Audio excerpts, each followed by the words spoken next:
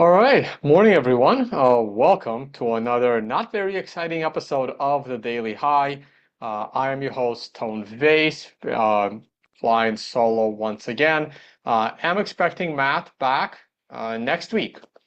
So next week we have the holiday weekend. This weekend is the holiday weekend over in the US with Labor Day, and I'm not sure if we will or won't stream on Labor Day because it is a holiday for me. I'll be out with family, but we may do it, and I believe Matt should be back around that time.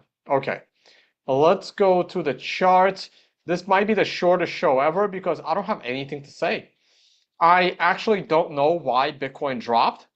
If anyone has a reason for this, I haven't seen a reason for this. It just dropped. And again, not sure why. If anyone has a reason, please go ahead and share in the comment section. Well, I'm just going to go through the charts. The monthly chart has not changed. Well, changed a little. The red star came back, even though it shouldn't be a red star candle. I would like to see this be a green one. So I would really 1, 2, 3, 4. Right. So I really need this candle to close the month above this blue line, which is at 60,700. So I really want to see Bitcoin close above $61,000. I think it will do it. I think it can do it, and I think it will do it. That would create a green one, and then in order for the next candle to give us a monthly green star candle, we would need to close September above 67.5. And that would definitely get me leveraged long into the market. And weekly chart is still on a green one, which is fine. In order to get a green 2 on a weekly scale, well, 1, 2, 3, that would be easy. So all we got to do is break the current candle's high, and that gets us a green star on the weekly, which would be 64,500. That may not get me leverage long, but it will get me from 50% long to 75% long or 80% long, leaving the final 20% to go with some leverage. Now, let's go to the 4-day chart. Yeah, the weekly chart just got decimated with this one day, but we still have 4 more days to go, 5 days to go actually in the weekly chart. The weekends don't do much. As you saw right here, the weekends, this was Saturday, nothing happened. Sunday, nothing happened. Monday, things pulled back a bit. And yesterday, things crashed. Again, I don't have a reason as for why it crashed. I didn't look for a reason as to why it crashed. I've been a little busy with unconfiscatable and other things. So just, do the show in the morning, keep up with the price, keep up with my portfolio. We did Twitter Spaces. Joe Carlasari was also bullish on Bitcoin, and it crashed right after Twitter Spaces. Had I been watching it crash, I might have pulled my 50% bullish allocation, but it happened after market closed. So here was the reversal. I really felt that we had the reversal. Here's the 1-hour chart. The low comes in at 11 a.m.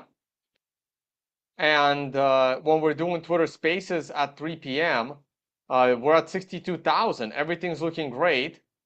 We closed the trading day at 62,000. And then the following 3 hours, there was a huge crash. I don't have an explanation. Welcome to Bitcoin. It falls $4,000 in 3 hours. And this is probably going to happen more often than not. And this is what keeps people out of the market. But if we look at the ETFs, BlackRock did not sell any Bitcoin. Everybody else sold Bitcoin. For some reason, Invesco bought Bitcoin. Franklin Templeton bought Bitcoin. But remember, when the trading day was closing, Bitcoin was at 62,000. This morning, BlackRock probably sold a bunch of Bitcoin from yesterday.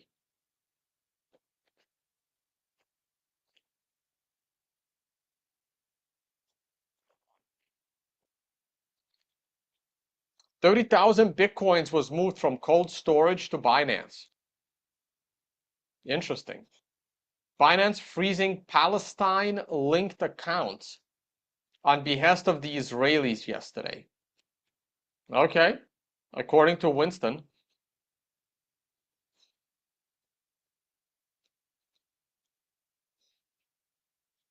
Yeah, I mean, Pavel Durov probably has more than 30,000 Bitcoin. I'm guessing he's over 100,000 Bitcoin. It's my guess.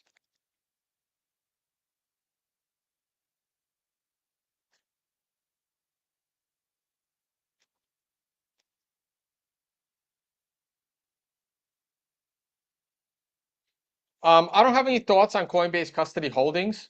I don't really pay attention to them. NVIDIA earnings today. Thank you for the reminder.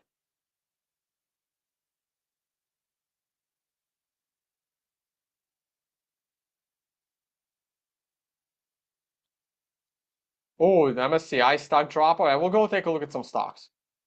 The daily chart went from being very positive and very bullish above all moving averages to looking really, really bad and ugly. I'm not going to panic as I normally don't panic. I'm going to keep my allocation.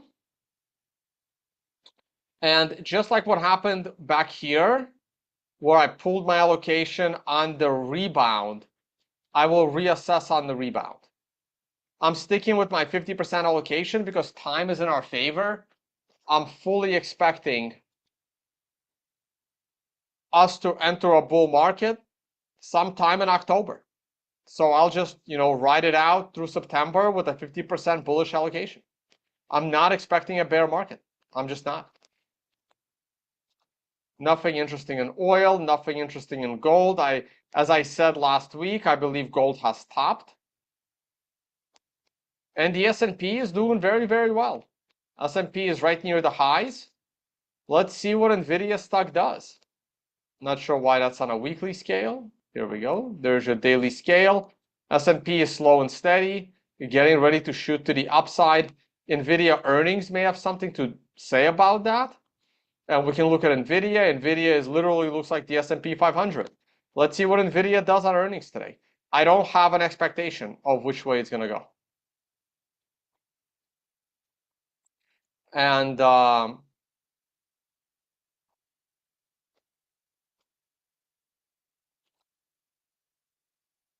someone said something about a stock. That comment seems to have disappeared. Oh well. All right, guys, I really don't have much to say. Kind of did a show for the sake of doing a show. We can look at the 10 a.m. reversal.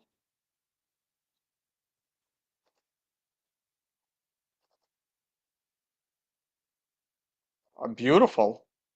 Wow. Bitcoin rallied from exactly 10 a.m. Sometimes I have to go to the 1-minute chart because just out of curiosity. So the low comes in at, I can't go lower than 1 minute, guys. The low comes in at 10 a.m. You can't make this shit up. Literally 10 a.m. That's the 1 minute 10 a.m. candle. Marks the low. At 10:01, we're already going up. And Bitcoin was up 1%. 1% from 10 a.m. in 15 minutes. It's fucking insane. Absolutely insane. How would I trade this? Probably would have bought somewhere in the middle of that candle. And I would already be at a stop loss somewhere up here.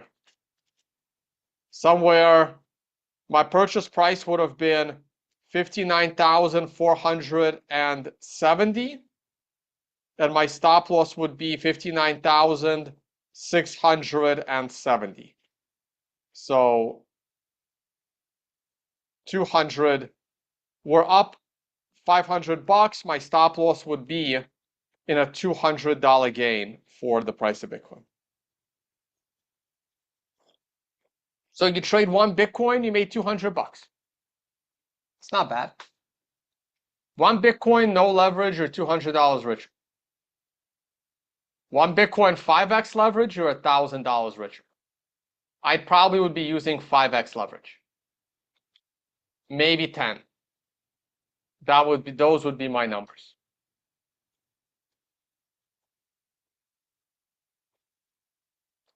Did the S&P do something similar? No. Sort of. S&P, 1 minute chart, where's market open? Wow, hard to spot market open. Is it here? Yeah, wow, not much movement at market open. That 10 a.m.? 10:06. Bitcoin was the cleaner 10 a.m. trade. Stock market is choppy.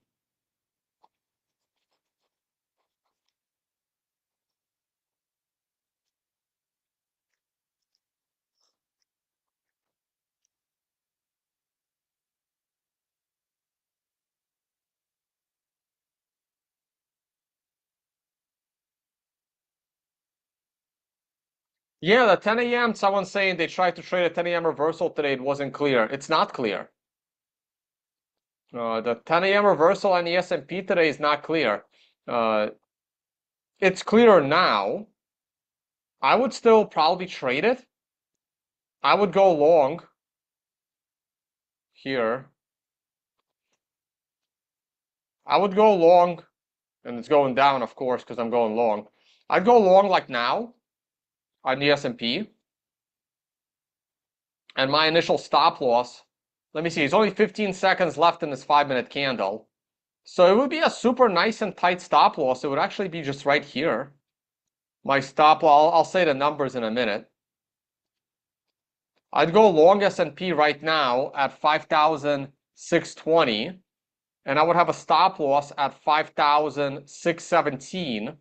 That's literally $3. $3 in loss. Let me just make sure. Yeah, $3. So the moment we're up $3, I'm setting a break-even stop loss. And I'm done, like a quarter above to cover commissions or whatever. So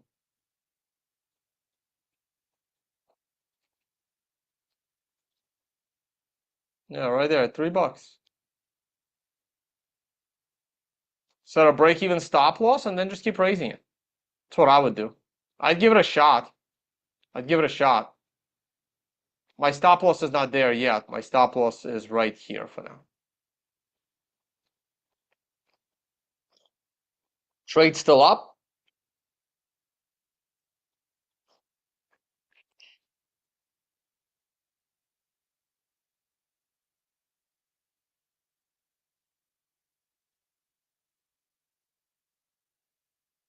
SMCI, I'm not sure what SMCI is. I thought you meant MSCI or MSTR. I used to work for MSCI. Let me see. SMCI. Ooh. Ugh.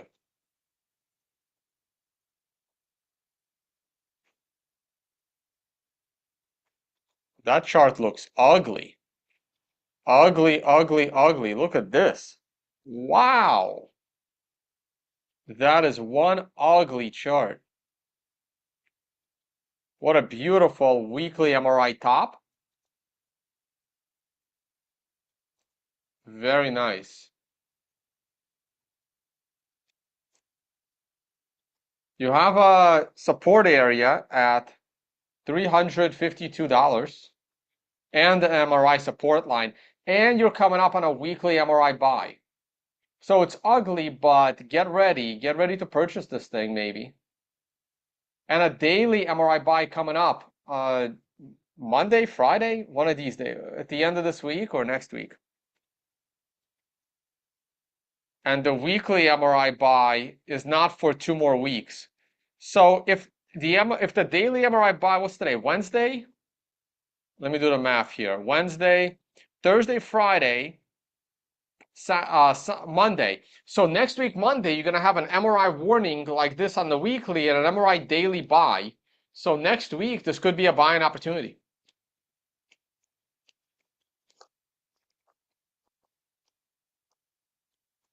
All right, guys, that's it for me. We can go take a peek at that S&P trade one more time, and that's it. And the S&P trade's done. Didn't hit my stop loss yet. My stop loss would be just lower than that low. It would be one tick lower, maybe two ticks lower. We're still alive, but you know what? I don't like this trade at all. So what I would do is I would probably just bail the moment it gets me in the green. I won't risk it. If we get to this line right here, $1, I want $1. $1 in gains. $1 in gains on two S&P options is $100. That's enough for a steak dinner, and that's what I'll do.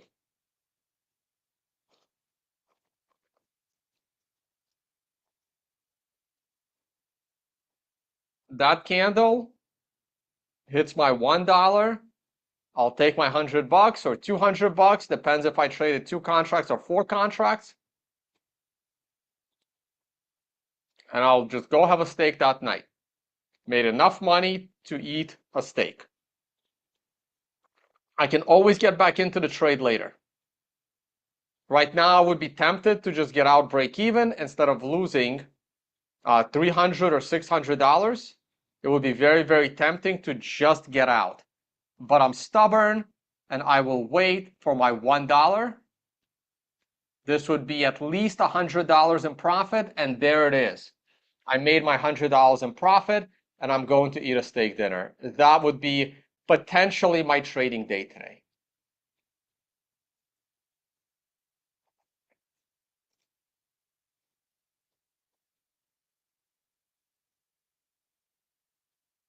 I'm now tempted to do another long trade.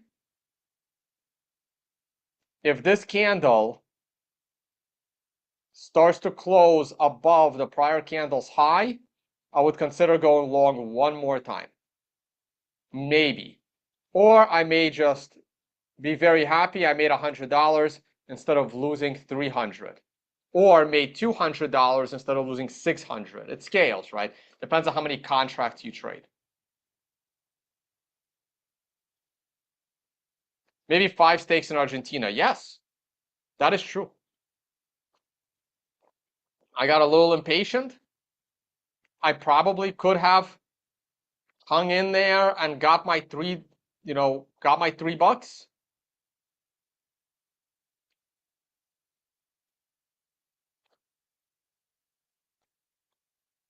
I wanted $3. I wanted 3. That's all I wanted was 3 in order to, set a nice break-even stop loss.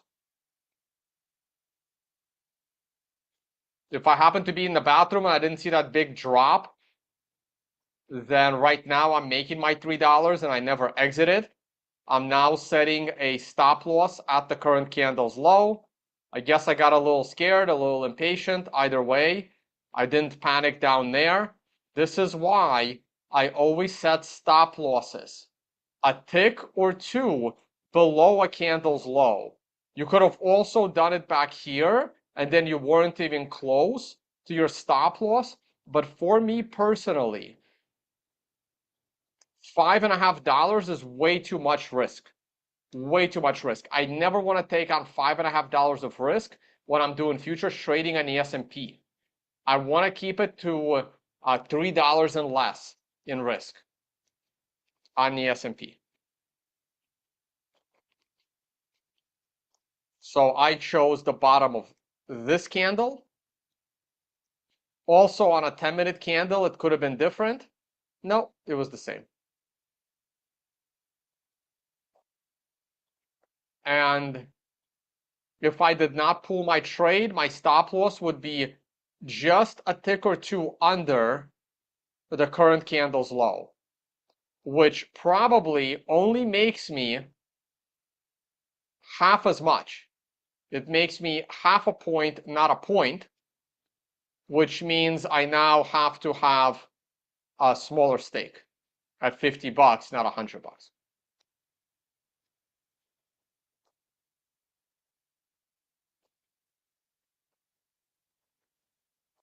If this candle completes near the top of the candle, I would then raise my stop loss to probably around $1.50 on the plus side.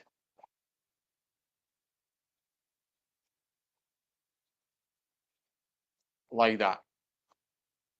And this candle is 1.5 minutes from completing. That's how I used to trade the 10 a.m. reversal on the S&P. I'm not even charging you guys for this information. And it was profitable. It was absolutely profitable.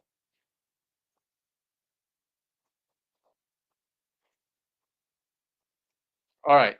Yeah, it's not the shortest show ever. Where's Bitcoin at? It's doing okay. All right, guys. Time for me to go. Talk to you all on the next one. Someone is asking, is that a daily contract or a weekly contract? It's the most liquid contract. They're monthly contracts. What you are looking for is ES. I used to trade the ES, the most liquid contract in the world.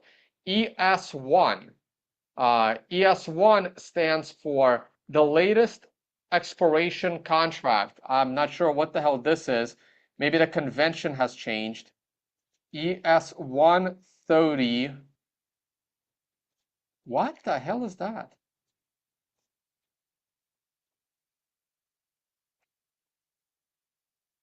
They're 3-month contracts. This one's expiring in 30 days. That is probably the most liquid one. And then this one is the U. U is September. What the hell is 4U? What the hell is 6U? Hey guys, they might have changed some conventions. I haven't traded this in a while. I used to trade this. I mean, ES E-mini. It's the most liquid thing in the world and trades in 25-cent increments. It's on a delay, so I can't really use this one. This is what I'm trading. ES1. The moment it's not the most liquid one, you trade the next one. It flips. It expires at the end of the month, I think, but it's irrelevant when it expires. Bye, guys.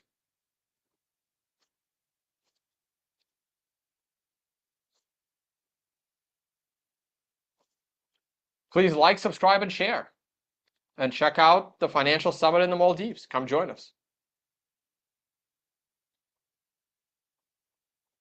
Later, guys.